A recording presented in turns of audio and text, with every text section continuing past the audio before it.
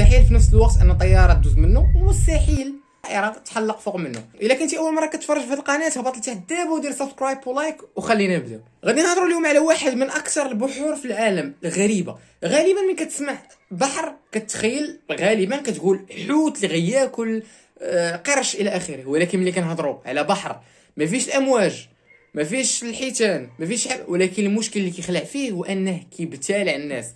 مرحبا بكم في بحر برمودا، واحد من اكثر البحور اللي في العالم دارت مشاكل ورعب. ان العلماء كيقولوا بان كاين واحد الغاز اللي كيخلي الكثافه ديال الماء ملي كيطلع الكثافه ديال الماء كتنقص، كيخلي العومان فيه شبه مستحيل تقريبا.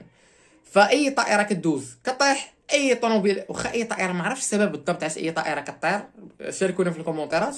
واي باطو كيمشي فوق منه ايضا كيطيح، ايضا كيغرق، واي انسان كيعوم فوق منه ايضا كيغرق. فقول لي بكل صراحه الا عطاوك 500,000 دولار واش غادي تمشي دابا تعوم فيه ولا لا؟ وما تنساش صلي على رسول الله والسلام عليكم.